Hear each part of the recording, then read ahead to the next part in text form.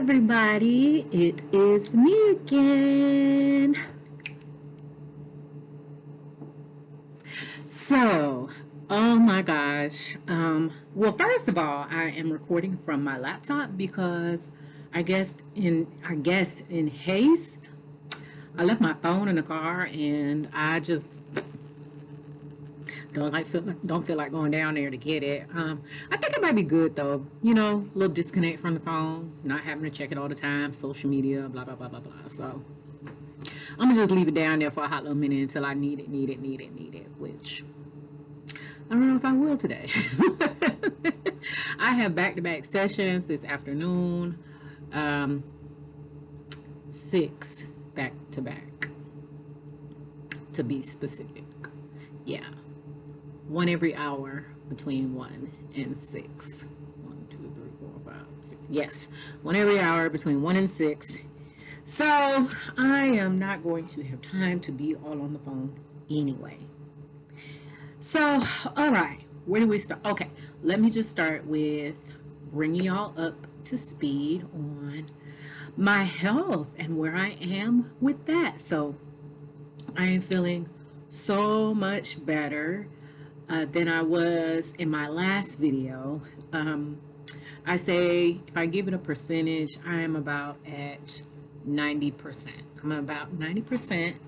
The other 10% is just me still trying to adjust to eating again. And not that I don't have an appetite and not that I don't get hungry. I definitely get hungry. I definitely have an appetite. I'm just a little, I'm traumatized, honestly, with like eating what to eat if it hurts. So I'm in this place of, okay, is this going to cause me some stomach upset? Is this going to cause me, So I've just been gradually adding things back to my diet, and I'm trying to be extremely mindful of my eating. So I'm still eating soups because I started with the soups because, with the soups, there's a lot of salt content, and the purpose or one of the objectives in my healing process after the retrieval was to consume a lot of sodium so that it would pull the water, the excess fluid off of my body. So I'm still eating soups, but I've been adding.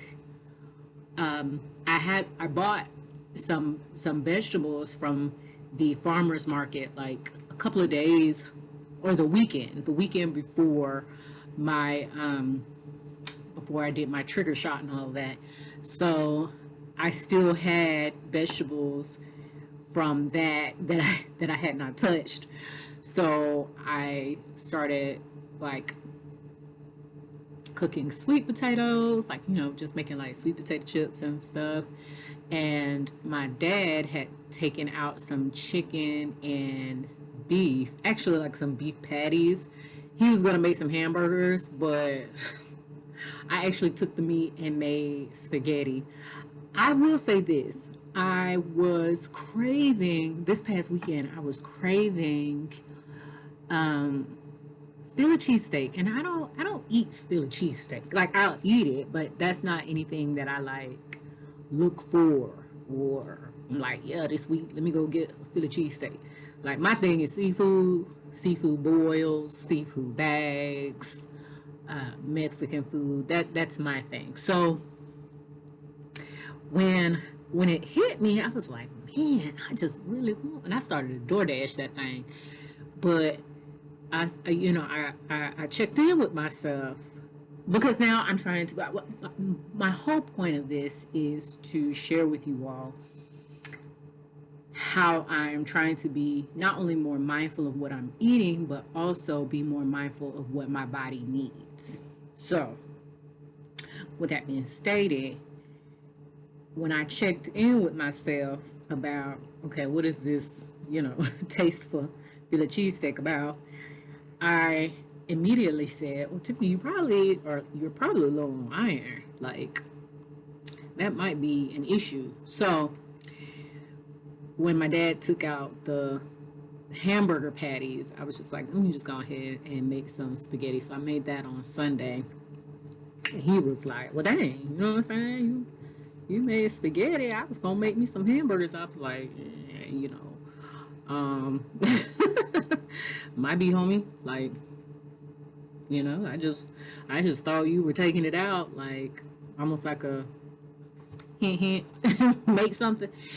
So I made spaghetti. But yes, I've been just, and I put, instead of using pasta, I used the zucchini and the squash that I had got from the farmer's market. So yeah, I'm just slowly incorporating foods back into um, my diet.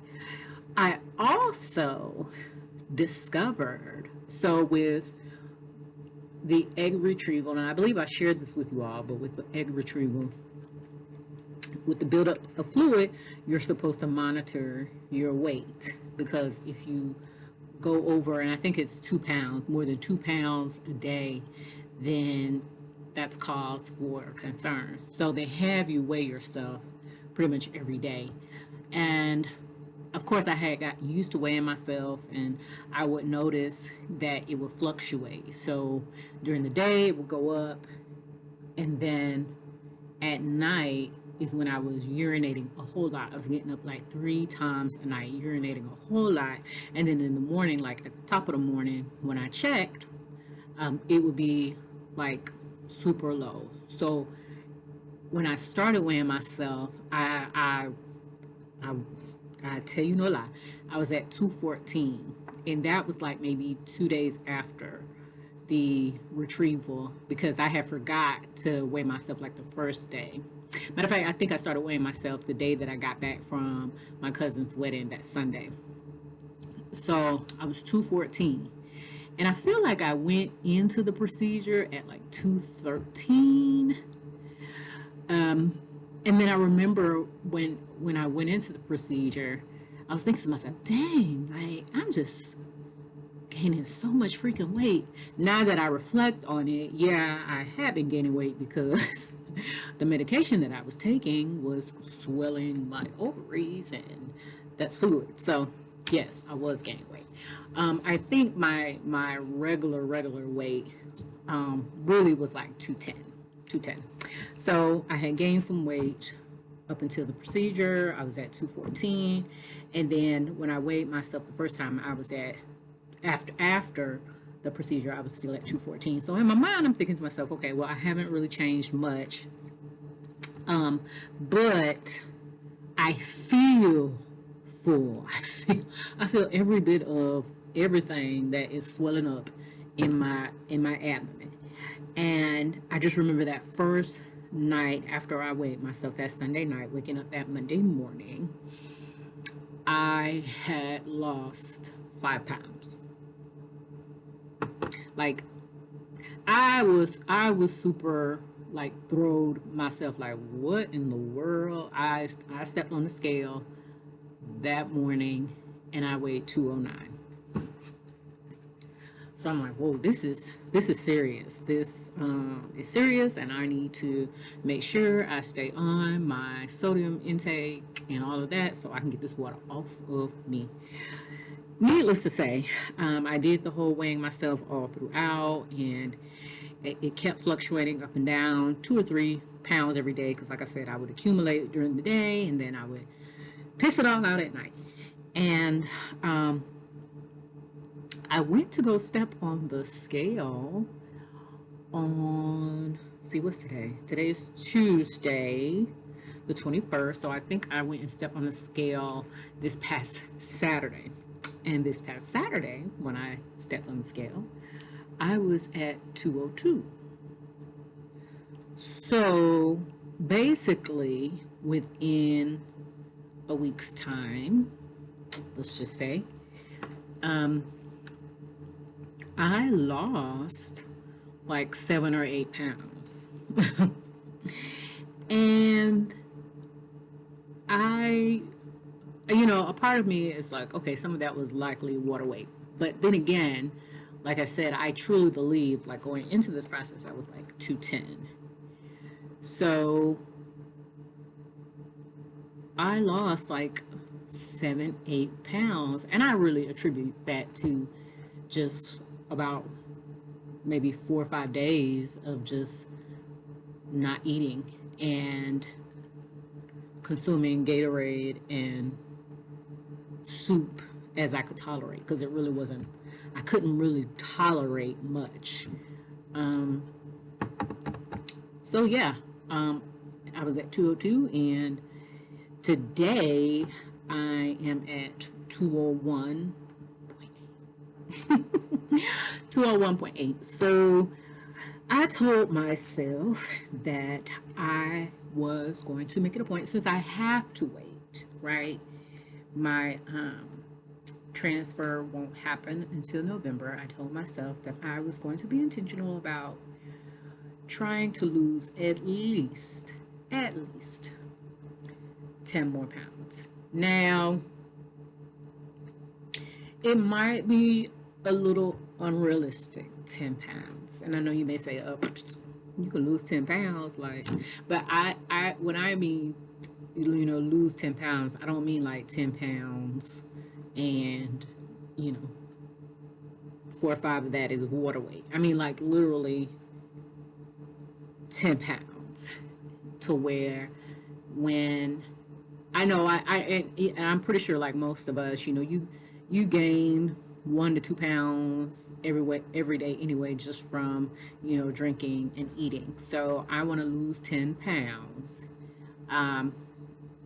not accounting for the 2 pounds that I may gain each day from eating and drinking. I want to lose 10 pounds, and I'm thinking to myself, 1.5 to 2 per week. We are at the end of September, going into October. I imagine transfer will probably be mid-November. So I'm going to give myself 6 weeks. All I can do is try. Even if I hit 6 pounds, I think I would be okay with that. But I'm really going to focus on losing 10 pounds. So you may say, okay, so like, what's the point? And what came across my mind in just, processing everything and looking forward to being pregnant sometime at the end of this year, what came across my mind was the instances of preeclampsia and other issues that Black women face during pregnancy.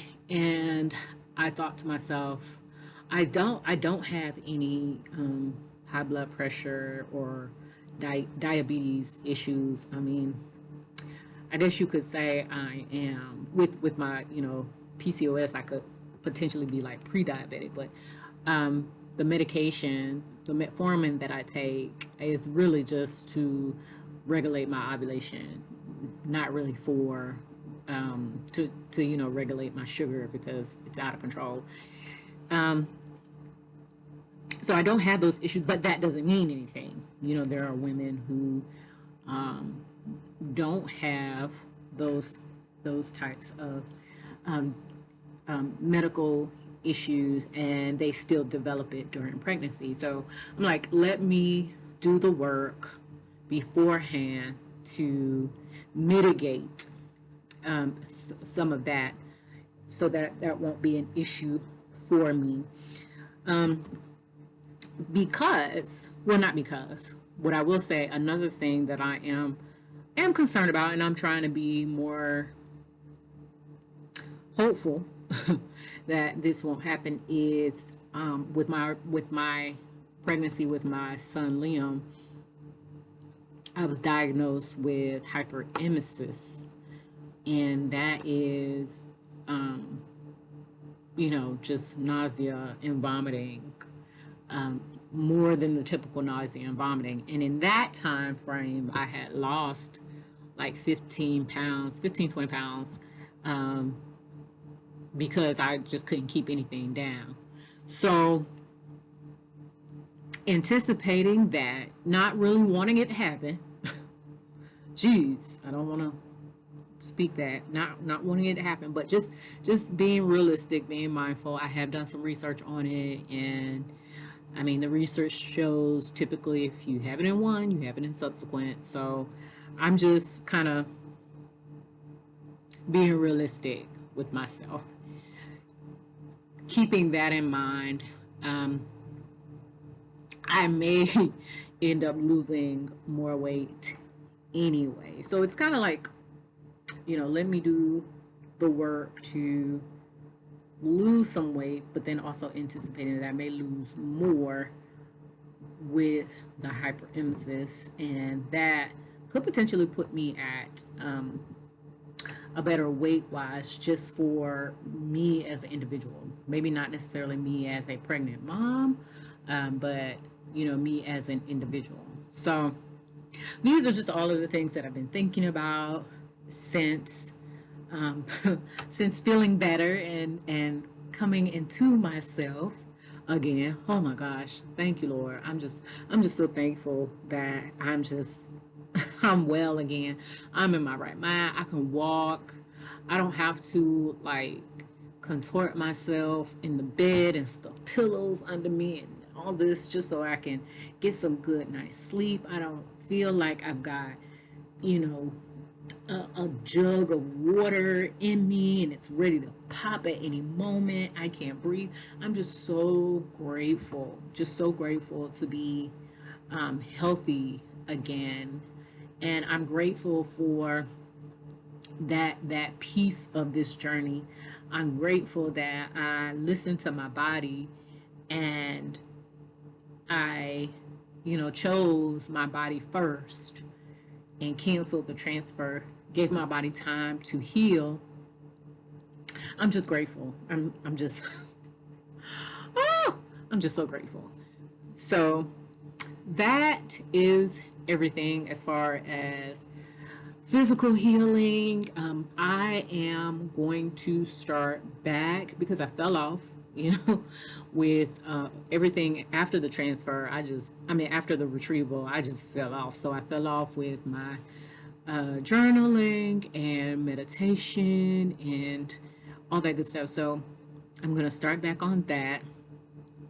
I have started back journaling, not journaling. I've been writing to my babies. I don't know if I told y'all that, but I keep a journal with writings to my babies so that when they get older, I can give it to them and be like, see, bye, here you go.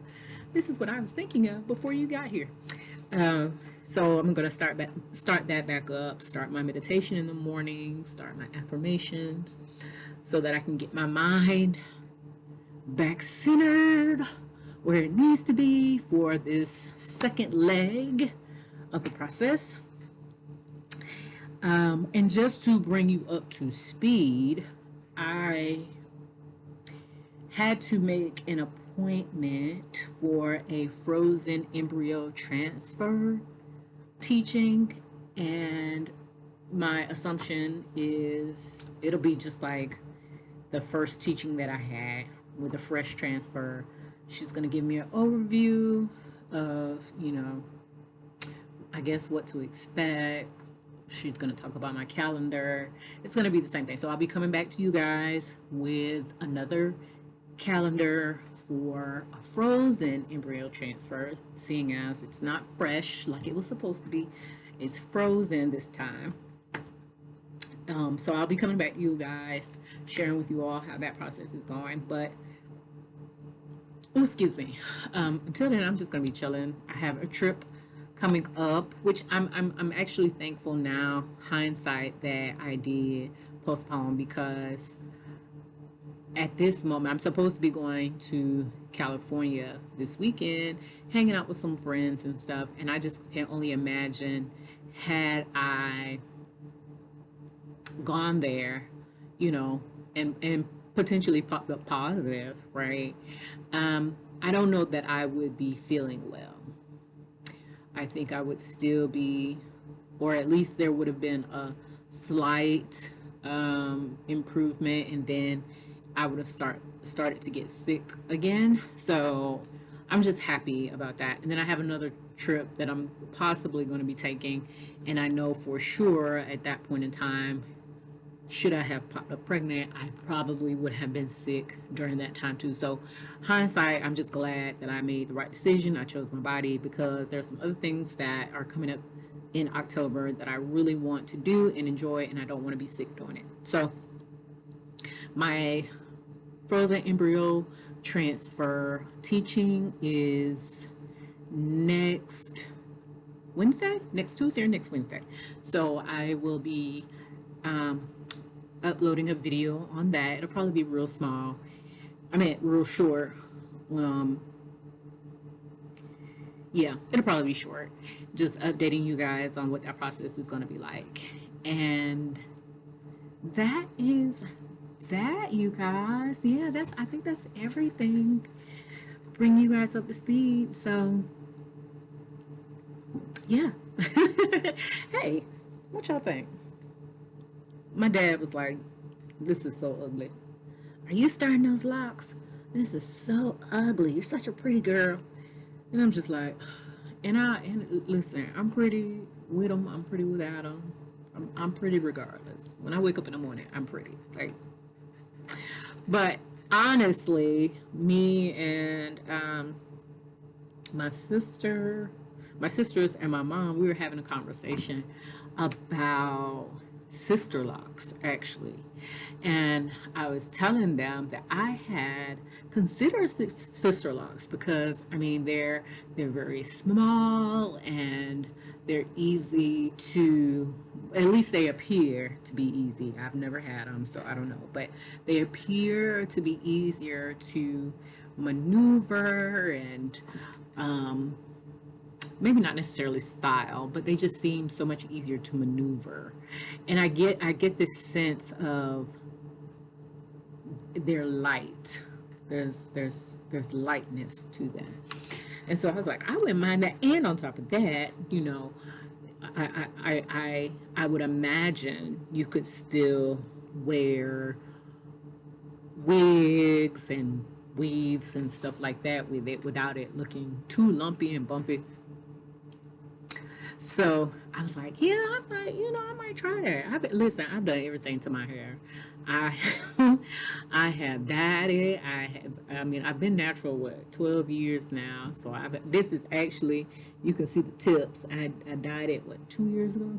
I cut it and dyed it 2 years ago. So this is just growing out. And I've shaved it all off when I was in college. My people thought I was crazy. They was like, girl, you look like a boy.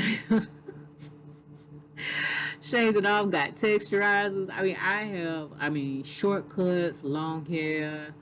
I used to, I know some of y'all might be familiar with this, but I used to have the microwave ponytails. Oh, I used to do the microwave ponytails as a kid. Like, literally, I was very exploratory. What am I trying? I explored. I was very explorative. Okay, I might be making up a word, but nonetheless, I explored a lot with my hair. I've always been very open to, you know, trying new styles and things of that nature when it comes to my hair. And when it comes to wigs and weaves, I've done it all, just about. So I was like, I wonder, you know, what locks would look like. This was me washing my hair. I washed my hair on Sunday because it had a lot of product on it, and I hadn't washed it in probably about 2 weeks. I hadn't washed it. So I was like, ooh, it's time to wash. And plus with me, you know, sleeping and not feeling well, and some nights I was sweating and stuff like that, it was just, it was time. And so after I washed it, I just, you know, put some oil on it, put some light product on it, and some moisturizer, basically some moisturizer and some oils. And I twisted it because it was nighttime. I twisted it and I just went to bed. And the intention, of course, was to wake up Monday morning and untwist it. Well, yesterday, Monday morning came.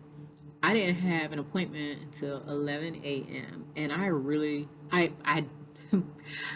oh, telling on myself, I didn't complete my notes from the previous week and the week before. Of course, you know why, I was sick. So when I woke up Monday morning, instead of untwisting my hair, I was catching up on notes and then had to hurry up, get up, take my shower, get some breakfast, and be in front of this computer. Before, oh, it's almost 1 o'clock. I gotta go. Yeah, be in front of this computer before my 11 a.m. appointment. And this is how I showed up. This is exactly how I showed up in front of my appointment. I was like, oh well.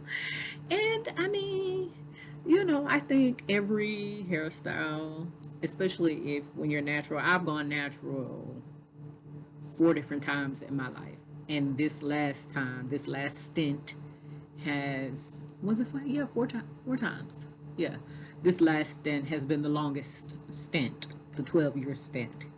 And you know, you always go through that ugly phase. Y'all ladies, my natural ladies know what I'm talking about. You go through that ugly phase, unless you know, wear weaves or something like that. You go through that like ugly in between phase, and this is what it kind of looks like. It looks like the kind of ugly in between phase, but nonetheless, I mean, hey, you know,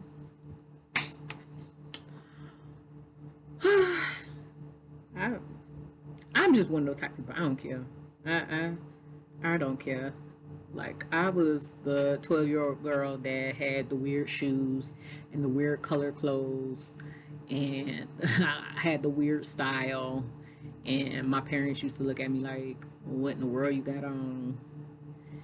Like I said, I came home from college, I think my freshman year, sophomore year, I was shaved with the texturizer, and they looking at me like, girl, what's wrong with you? So I've never really been one to care what people think of how I look or how I dress or how I wear my hair. So I said, well, let me you know, rock this for a little bit, and just to see how I feel, you know, with having locks. I don't know. Anyway, all right, enough of me rambling. I have clients to see because it is 101. I love you guys. Thank you so much for being with me on this journey. It has been something else, but we are heading into our second leg. We are almost there, and we will see a positive in November. Thank you so much for watching, joining me, sending all of your love and good vibes. I will see you all next time. Be sure to like and subscribe and hit that notification bell so that you can get the updates when I upload a new video. Take care. Bye.